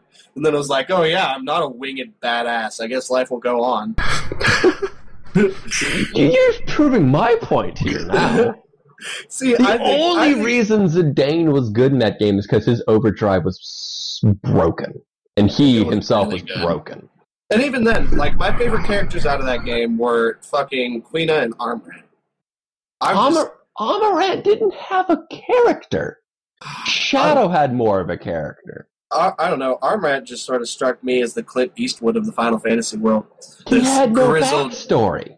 Yeah, well, I wasn't looking for one. I was looking for some dude who talked all gruff and beat people up. I wanted a fistful of dollars, not a fistful of poems. Okay, you know what? tell me if I'm wrong. Best character in 9, Steiner. Yeah. Oh, okay. Yeah, that's 100%. Yeah, that's fair. He was the best. Can anybody deny that Steiner was the best character in 9? Not to mention, made the best disc art, in my opinion, too. Steiner was just... to me, Steiner was the only reason I actually beat that game. Yeah, I mean, he was definitely the best character. He had really good development, good humor. And He yes, was a everybody, good Final party Fantasy IX coming to the PlayStation 4 this week. I was like, man, this is turning into Final Fantasy 9 chat real quick. Oh, man. Let's go back to the subject of Final Fantasy 15. The retro gaming podcast will come later. Everybody stay tuned. Right now, E3 is the monster on the plate. Let's address it. Yeah, so we got... You're against Final Fantasy, Josh. Donovan thinks it looks kind of cool. Basically, in general. I think it looks promising. Actually, funny thing today, the lead developer of Final Fantasy currently released an interesting tweet. I'm going to have to quote it verbatim because I don't remember it word for word. Basically, he said, this is a question, but it's a hypothetical question. He needed to stress it's hypothetical. If we took the Final Fantasy VI ATB system and put it in a tactical turn-based strategy game, what would everybody think about it? Basically, what they're saying is if we took Final Fantasy X-2 and took the combat system, which was great, and removed all the terrible parts, which was basically everything but the combat system. The rest of the game? Yes. And made a Final Fantasy game like that. Would people like it again? It's pretty much, and he had to preface it by saying this is a hypothetical, but it's they obviously don't know what they're doing in Final Fantasy anymore. Well, I mean, they don't. Square's been having so many issues ever since they merged with Enix. That company has just been fucked. Honestly, they just can't get anything right. By themselves, Square was good, and by themselves, Enix was good. Together, they are terrible. Well, I mean, the other reason I think they're so shaky, and this could also be a personal opinion, and then I swear to God we'll move on to stuff from E3, is I feel like the last really good modern Final Fantasy was 12. And I feel like the problem with 12 is not a lot of people. I didn't disagree. Dude, I thought 12 was pretty my bad. problem. I you have to realize though, they've even said it in multiple interviews. When they designed 12, all of 12 was built around Balthier. Balthier was supposed to be. Yes, but that's not my problem. Yes, he was supposed to be the main character. They made Vaughn to appeal to Japanese audiences. That is not my problem with the game. The combat system was. Loved it. Suck my dick. Nope. I thought it was great. How is an RPG like an early MMO? How is an RPG good when it takes control away from you? But see, I didn't feel like Final Hallway 13. A single no, it's not even the hallway bullshit. A single player RPG that takes control away from you. Why? If it's a single player RPG, there is no reason that you should not have absolute control at all times over every character in your party. Well, it's a goddamn single player game. I thought the system worked. I thought the whole teaching the AI how the gambit system. Yeah, I like the gambiting system. I actually put the time in to learn it, and I would rather actually control that character. You crazy? But see, I just like active game fight. It's the same reason I don't like. To the whole MMO thing, I really enjoy Terra. I hate it thematically. I hate the characters. Terra's very fun to play. It plays amazingly because it's active. You're engaged. Hold up. Better comparison. Final Fantasy XII compared to Dragon Age 1. Okay. Very, very similar games, are they not? As far as combat goes? And I don't know. I liked it. In 12, you had the gambit system. In Dragon Age, they basically just drop the pretense and give you a programming option. Yeah. How did you play Dragon Age 1? And it wasn't my favorite game. How did you play it? How did you play it? How did you control your battles? Did you set your party members up with programming criteria and just kind of let them go? I didn't think their AI was that bad. I didn't feel like I had to program it as deeply as I did in 12. Because I'll tell you how I played Dragon Age. I paused every probably 5 seconds and gave every single party member commands. See, that's what I do when I play tactics games. That's what I ended up doing when I played through the god-awful monstrosity that was 13. But I really I didn't have a problem with the gambit system. I honestly thought I I just don't like a single-player game that takes control away from the player. There's no reason to take control away. You're not making a movie, you're making a game. Let me play the game. Let me actually control things. Don't take it away from me. Then it's not a game. Yeah, and there's a lot of truth in that statement, too. It's just that is my problem. That is my big problem. I could look past shitty characters like Vaughn. Vaughn was terrible, but the rest of the characters... It's the fact that they took control away from me. I went into it honestly expecting a game that played like KOTOR. The original Knights of the Old Republic Star Wars game. Which is a great game, too. Which did the whole action combat system well, because you could pause it and issue commands. That's what I do constantly. Apparently the iPad port of it's really good, too. They just came out with an iPad port. Well, it's a very good game. If anybody has not played it, that game is worth playing. KOTOR 2, I fall in that camp. KOTOR 2, stay away from it. KOTOR 1, amazing game, play it. But I don't like RPGs that don't let me control my characters. See, it's just I also feel like everything else 12 did so well too. I loved the world. I thought the judges were such cool villains. Fucking love Balthier. It was a non-tactics version of Tactics though. It was Final Fantasy Tactics Advance. And I thought that was cool. I love the world of Tactics. I had no problem with it. You catch me in a pigeonhole here because Tactics Advance, I literally can load up my GBA save file on the cartridge, 130 hours played. Yeah, not kidding. And I would believe you. It's, in my opinion, one of the better strategy games ever made. The game is easy as shit, but it's just fun to play. I love the job system in it too. Oh my god, so good. But it basically was, because I remember, I started playing 12, and then I figured out the combat system, and I'm like, I don't like this, so I basically gave it up. And then I walked in, and a buddy of mine borrowed my copy, and I was over at his place, and he was playing it. And I looked at a character, and I was like, oh shit, I know what that is. That's a Vieira. That's one of the little rabbit girls. He's like, yeah, it is a Vieira. How'd you know that? Like, because I played the game that those are actually from. Yeah. But it was cool seeing it. I don't know. Do you guys want to move on from Final Fantasy? Yeah. So much more there. We're kind of beating a dead horse at this point. Everybody hates Final Fantasy. And we didn't even really talk about Final Fantasy 15. I think it looks promising. I don't think it looks good. I think it looks good. Because my heart's broken. They have shattered it into 1,000 little pieces. But I think it looks promising. I'm in that exact same camp. I completely agree. My heart's been broken by Squaresoft too many times recently. I think it looks pretty, and I know it's going to be terrible. That's kind of how I feel, too. It's just like, I can't really expect too much greatness out of Square anymore. All right, so moving on. Let's talk about Spark. For the PS1. Wait, you mean X-Bone? Yeah, the X-Bone. Sorry, X-Bone. It's getting pretty late. That game looked very, very interesting, and it surprised me because it did look interesting. Little Big Planet 3. Yeah. Little Big Planet with even more control. The interactivity looks so much fun. It really does. And just the fact that it lets you do so much shit, if it gives you really that depth of control, oh man. And lets you remix other people's levels. Oh man, that looks amazing. I mean, granted, personally, I'm probably going to get the game. If I get an X-Bone, I'm going to get the game. And I'm going to build a world, and I'm going to invite all my friends to it, and I'll be like, hey, look what I did. I built a giant dick volcano.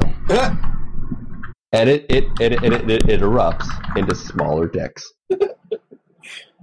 That's the best kind of volcano. That's probably what I'm going to do.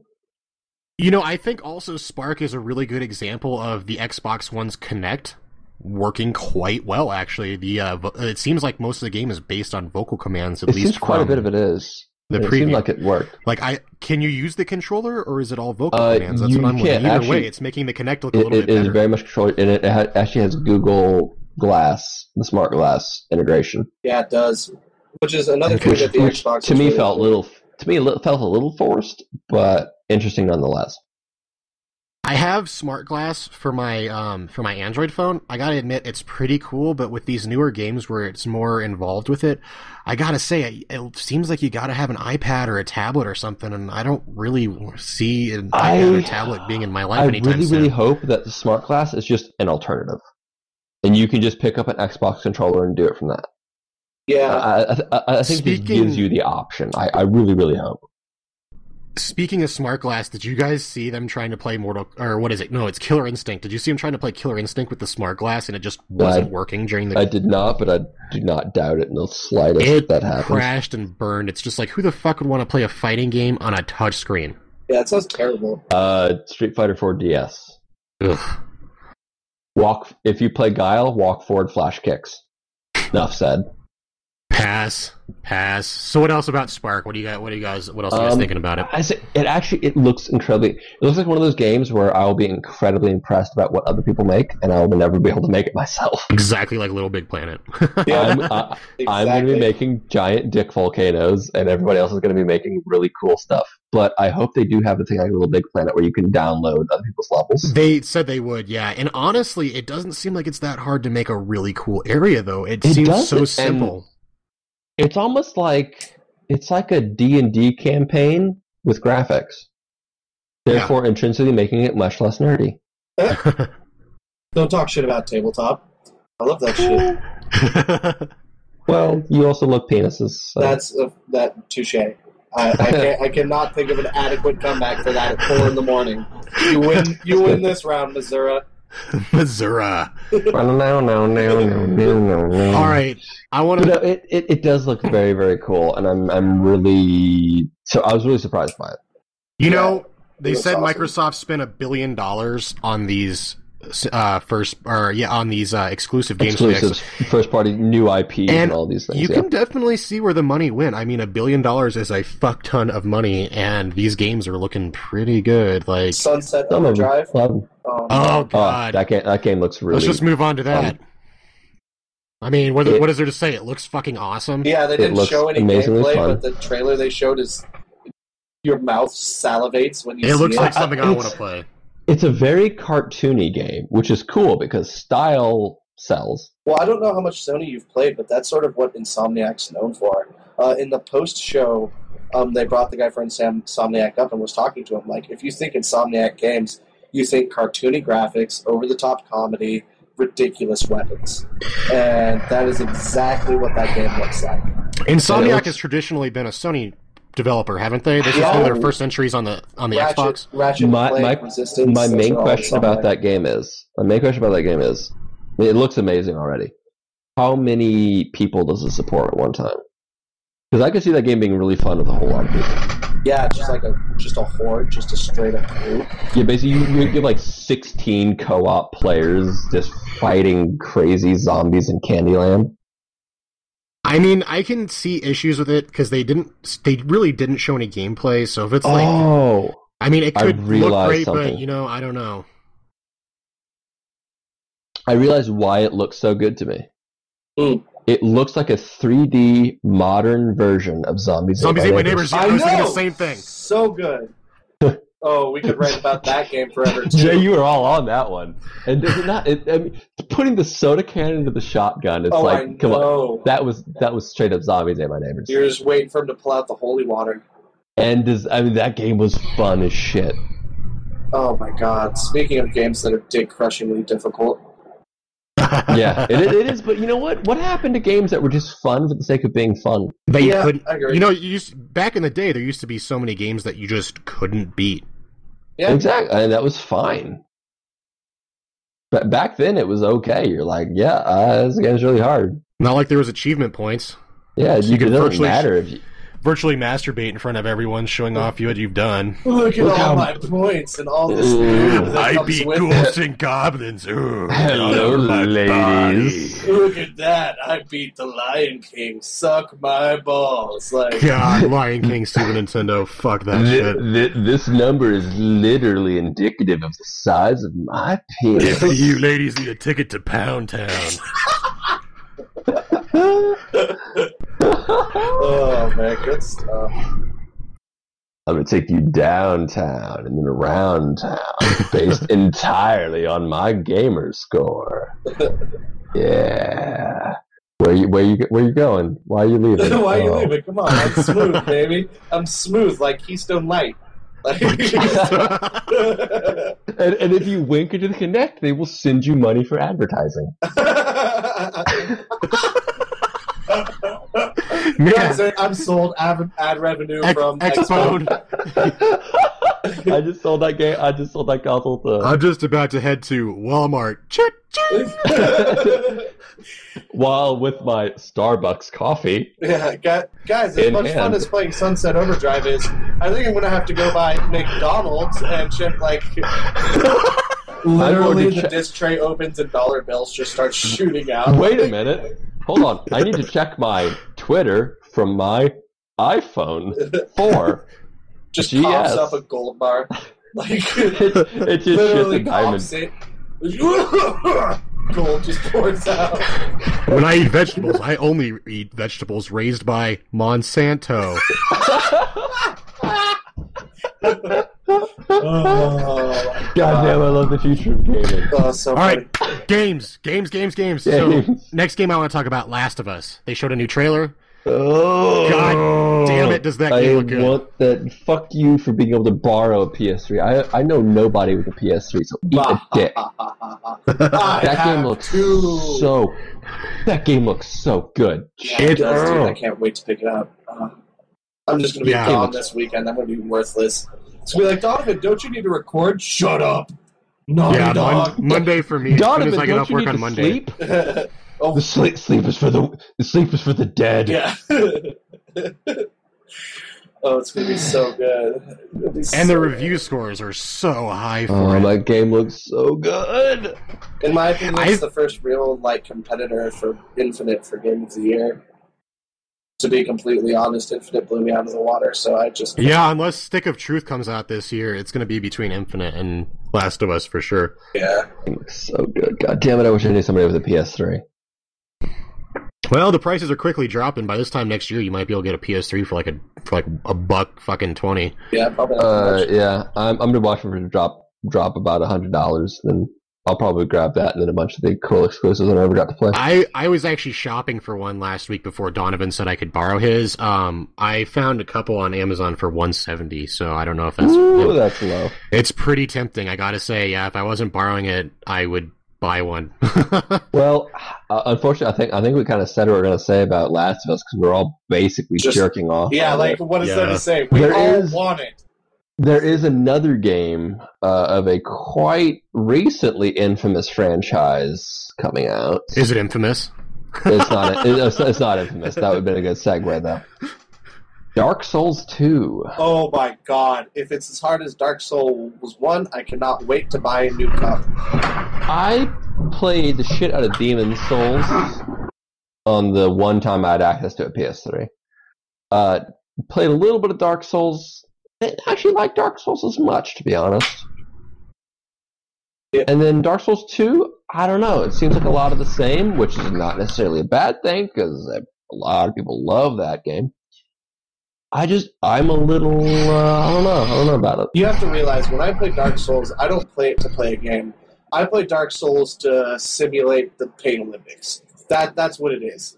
It is. But you know what? I honestly don't think Dark Souls is as hard as everybody says it is. I don't know, dude. It's brutal. There's learning curves, first, and then there's learning brick walls. Yes, but it's like once you know what to do, the game's not really that hard. So I've never played Dark Souls. What's the deal with this? Tell me. It's like a first-person RPG, but it's just... It's a 3D roaming RPG, over-the-shoulder, beat-em-up style combat. There was one recently released for the Vita. Am I wrong? I think. I don't know. I don't own a Vita. I can see if they ported it. I don't know specifically. It's made by a European developer. It's basically... Its one major claim to fame is it's brutal. It's very, very, very hard. But Devil May it's hard Cry because kinda, no, more like you miss time one block and you're dead. Yeah. And every enemy is capable of basically just straight up killing you. Pretty much everything in the game just kind of has a trick to it, and you have to figure out the trick. But the game is well put together. It's interesting. It's RPG, so you gather a resource and you use that resource to increase your stats and get equipment and armor and spells and weapons, and you can find weapons, and there's all sorts of little hidden mechanics, and there's plenty to explore. So it is a very, very good game if you're into that kind of thing, but also the difficulty is very, very, very high. Yeah, like it's a really dry game. It's a very niche market. It's for hardcore gamers. Like there's no way a casual gamer would ever pick up Dark Souls. You said it very, very well, which I think needs to be reiterated. It's for the hardcore gamer, which to me, it's not just for the hardcore gamer. It's for the hardcore gamer who wants to brag that they're hardcore. Oh, yeah, who enjoys definitely. punishment. It's a trophy. It's not even, it doesn't even matter if you like the game. It's just if you own it and you play it, you can say, "Oh, well, I play Dark Souls." Yeah, dude, it's like Super Meat Boy. You say I beat Super Meat Boy, and people are like, Pixar didn't happen. God, those last 4 levels on Super Meat Boy are so fucking hard, dude. Even if you don't like the game, it's one of those games you will play and beat just to lord it over other people. And the people who know what it is will be impressed. We are not worthy! We're not worthy! You know what I wish I saw at E3 was fucking Super Meat Boy 2. Right? That game does need a sequel. It was quite a wonderful game. I thought I loved it. Bring in the dude who made I Want to Be the Guy. Oh my god, you shut your mouth. That game. I want to be the guy. I want to be the... Hey, do you want to be the Boshi instead? Fuck it. If people want hard games, they're out there. Let's bring them to the general market. I guess that's fair. Slap I Want to Be the Guy on PlayStation Network and Xbox Live. I think it is on Xbox Live. I could be wrong, but like seriously, I doubt it because I really don't think that game could get the copyright clearance to be on Xbox Live. It's just so ridiculous, dude. It uses Metroid music, Mega Man, uses Street Fighter sprites. I mean, it literally rips off Castlevania, Mario. By the time they put it up, they wouldn't get any money because everybody would be taking a little piece of the pie. Oh yeah, I mean they would have to pay Nintendo, Capcom, Microsoft, Sony, Rare. They basically swaps. A $75 game. They could do sprite swaps. You know, that everybody would be like, "Oh, just play the original on the computer. It's got what it should be." But that game, dude. Oh man! For anybody listening to this who hasn't played it, seriously, go check out I Want to Be the Guy. You'll play like 5 minutes and then punch a hole through your computer. It's pretty solid. Yeah, if you consider yourself a hardcore gamer and you like games that are difficult and you like getting really pissed off at games because they're difficult, Google I Want to Be the Guy. It's like the easy version of QWOP. So, guys, you guys want to talk about some of those new the Nintendo Direct we saw? Honestly, the only thing I watched from Nintendo Direct was the Smash Bros. Reels. Yeah, Smash Bros. Pretty neat. Smash Bros. is going to be sick. I love that it's on the 3DS. That's so cool. 1 out of 3 doesn't cut it, I'll be honest. Not after Brawl. I was not the biggest fan of Brawl. I barely played it, to tell you the truth. I'm kind of a Smash Bros. Elitist in that sense. I loved Melee. Melee was amazing. Melee was the perfect game, and Brawl ruined everything. I'm digging seeing Mega Man though. It's all about the villager. Come at me. Wii Fit trainer, those dead eyes. That was cool too. The Wii Fit trainers. No remorse. I have to admit though, the villager and the Wii Fit trainer seem like pretty strange choices, but you know what? It's no stranger than when they put Game & Watch in. Mr. Game & Watch or Lucas. Well, that's part of the reason I really want to play Villager is because I love Olimar. Oh, man. I get down on some Pigment in Smash Brothers, dude. It's great fun. Did you guys catch any of the new footage of the new Mario Kart? Yes. I didn't. Oh, my God. Does it look good? We go, it looks pretty cool. The last Mario Kart was pretty disappointing to me. I really hope they come out with it. Yeah, where we're going, we don't need roads. That's a pretty awesome description of it. You can, drive on the walls, and there's, hang gliders and all kinds of... It's, almost like they combined Mario Kart with Diddy Kong Racing. Well, a friend of mine did mention that there's, this anti-gravity and shit. In my opinion, it looks like they crossed Mario Kart with the Wipeout series. I don't know if yeah, kind of. I don't know if you ever played any of those games. Not... Yes, well, it's a good series to cross over with. But I mean, it's a good series. Those games are cut. Yeah, it honestly reminded me a lot of that. It looks great. I'm super excited for that game. That'd be cool because I mean the last couple Mario Karts have been kind of disappointing. You know, and the HD graphics really, like, a lot of these new Nintendo games, like, now that they're actually running on current gen, they look quite good. I mean, it's no next gen shit, but it looks decent. It doesn't need to be, in my opinion. Nintendo doesn't do realistic. It does stylized. It does the cartoony stuff. But there's nothing wrong with having a brightly colored game with cartoony graphics. If anything, it ages better. Yeah, I mean, Nintendo's look is Nintendo's look. Yeah, I mean, you can go back and play Mario 64. And it's like, you know, you're like, wow, this is an old game. Look at these polygons. But it doesn't look terrible. I agree. I mean, it's just... It's because it's the style. It works. It's just that Nintendo first-party feel, just like that bright-eyed enthusiasm, like every one of their main IPs, if you think about it, you know what I mean? Yeah, that's true. It's like every time you play a Mario game, it's like being a kid again. Yeah, every single time, man. And there's one, you know what? There's one last game I really want to touch on, and that actually was Donovan mentioned it to me. It's the what is it? The Quest for Loot or the mighty quest for epic loot. Yeah, that looks neat. That was the sneak surprise for me from Ubisoft's performance. Like, I was kind of expecting something with Rayman, since it seemed like they were trying to revive it with Origins. And don't get me wrong, Rayman Legends looks sick. But I don't know if you saw it, Josh, but I did not. Ubisoft's releasing. It looks cool. Yeah, they're releasing this free-to-play PC game called The Mighty Quest for Epic Loot, and it's in beta right now.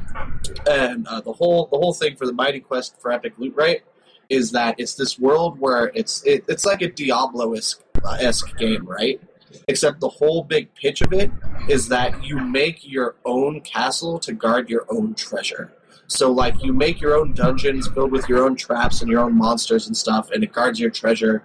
And, like, your friends can come try to beat your dungeon and post their high scores and, like, write on your castle wall and shit like that. And it just looks like so much fun. And if you haven't seen the launch trailer for it, like the E3 reveal trailer, I highly recommend it. It's absolutely hilarious. Like, seriously, oh, man, it's so funny. Just, oh, man.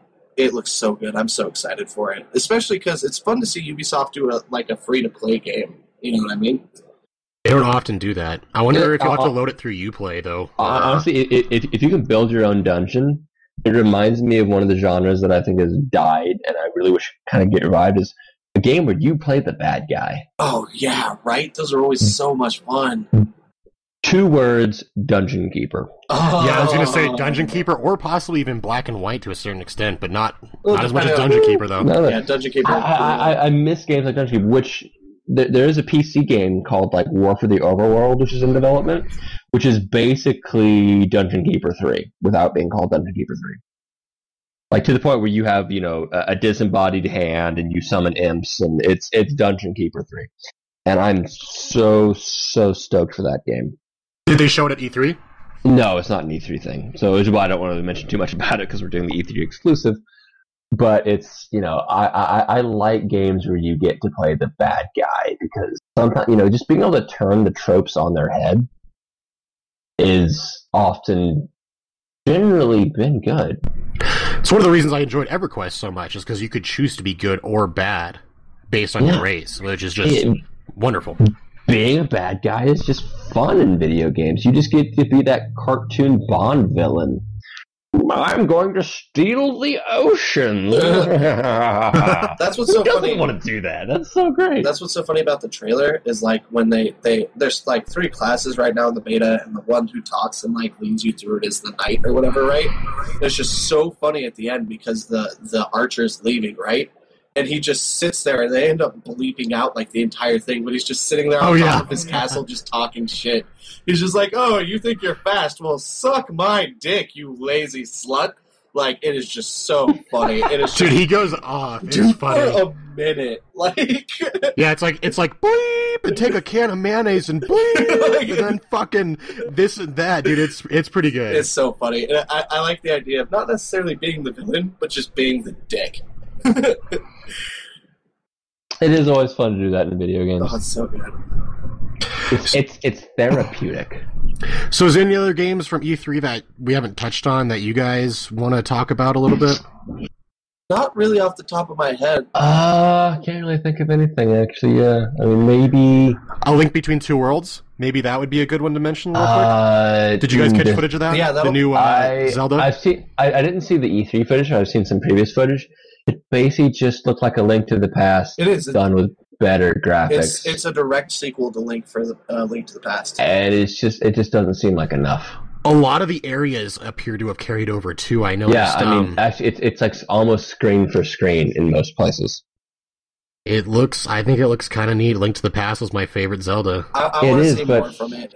It is, too. But yeah, I hope it has enough different to basically be a new game. Turning into a chalk version of Link and crawling across the wall is not enough to sell a 3DS to me. Nope. Yeah. And I can agree with that. There's also speaking of direct ports, there's Wind Waker HD, which Wii U. should be really good. I mean, Wind Waker is amazing. Did you guys like Wind Waker? It was a great game.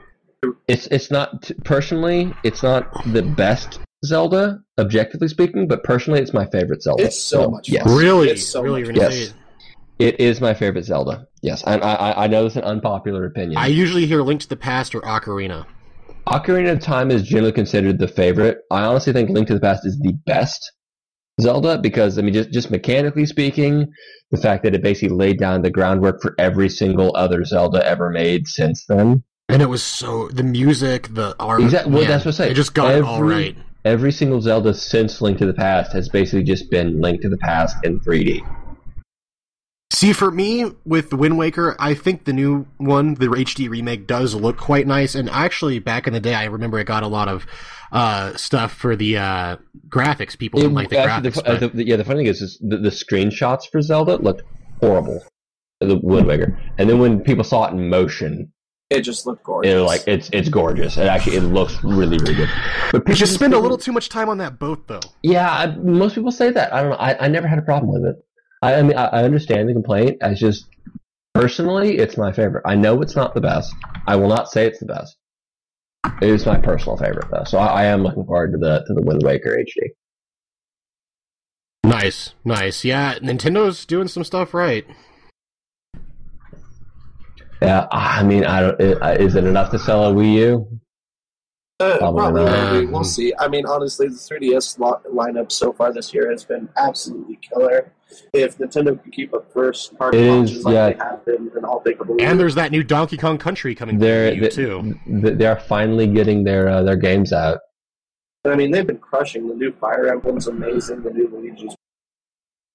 I can't wait to get my hands on the new Animal Crossing. The 3DS one? Yeah. I'm a nerd. What are you going to do? I'd have to pass. It's been getting a 9.5 on almost everything. It seems to be quite good. Just not my jam. I mean, I'm not going to bash on it. It's just not my jam. Fair enough. Well, I think we covered everything we wanted to cover from E3. It definitely seems like it. We covered a lot. That's for damn sure. Yeah. Yeah, we managed to talk for almost 3 hours about all the garbage we've been watching the last couple days. And there's always more out there, so, look up your videos. Yeah. I mean, there's so much. E3 was huge this year. Amazing. I love the years where there's new consoles and they're getting more far and far between. I mean, this last console cycle was... It's a fight. It's vicious. And the console cycles are just getting longer and longer. I mean, it's interesting that PS3 finally begun to outsell the Xbox 360 in the final years of its existence. Yeah. But then they're really pushing those first-party exclusives on the PS3, so, I mean, can you blame people for buying one?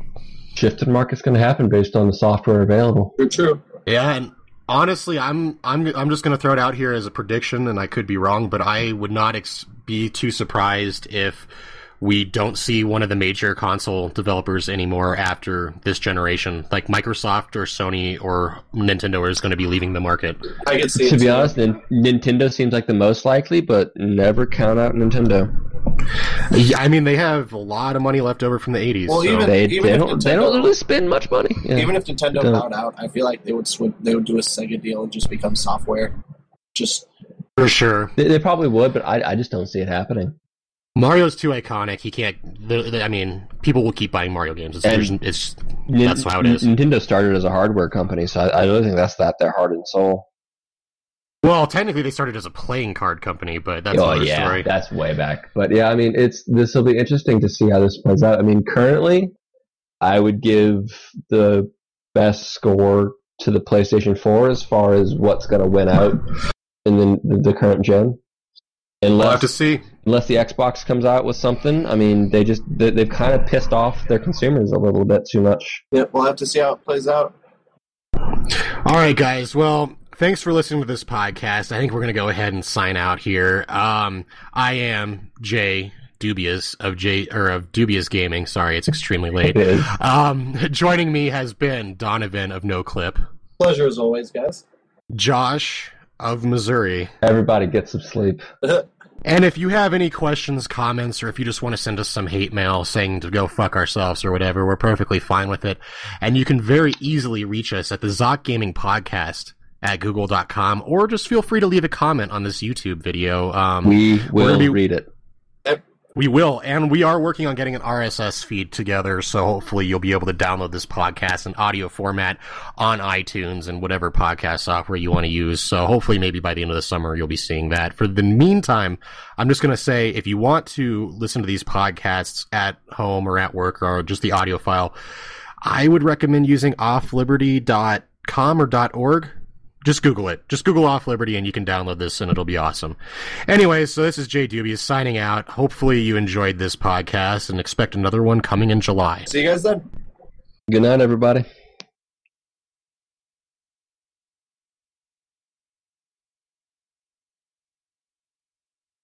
Yeah, I can't believe we forgot to talk about Kingdom Hearts 2.